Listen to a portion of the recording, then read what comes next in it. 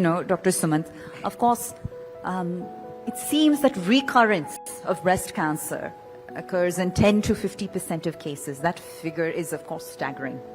All right? So you're in the incredibly difficult position of helping patients cope with the fact that, all right, there is this fear that's always looming in the backdrop, and yet they need to continue to live their lives to the full extent. How does one possibly strike that balance? So I think the initiation, Chavi ma'am has done a very beautiful discussion. First and foremost is when the patient has a disease. So that is the lightning kind of a thing. The lightning strikes. Why me? Why not anyone else? I have not done anything wrong. Whatever I have done, everyone else is doing. Right. So that is one of the first things. Going through the journey as a smart patient is something we as oncologists always welcome, and we are very happy to have our patients who go through whatever is being told with good discussions and like a democratic process. Yes, in breast cancer, there is a chance of recurrence. I think this time, the patient, it's like she said, Chavi 2.0. So it's a Chavi 2.0 living it. So she's not scared of the disease. She knows what is happening to her, what has happened to her. And if we talk about recurrence, yes, there is data that up to 25-30% patients in early breast cancer also can recur. But again, we have to understand there are two aspects of it. One is the disease biology itself, that what kind of breast cancer was it.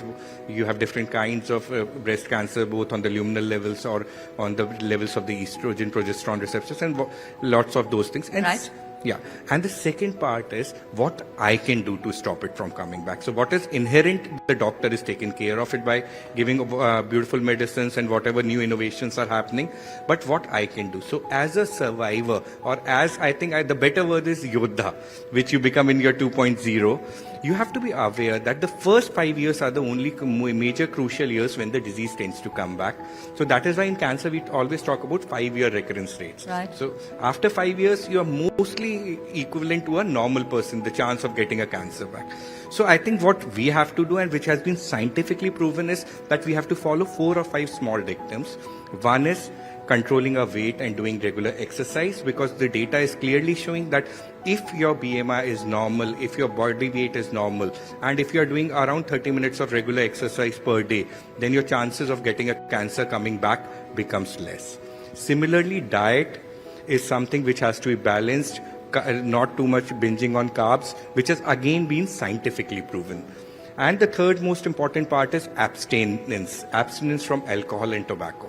So I think if we are able to manage that, so in totality it is nothing but the same thing which we always say, a healthy lifestyle. So if you're having a healthy lifestyle, I think we'll be able to cope up with it, and we'll have a beautiful 2.0 life with us.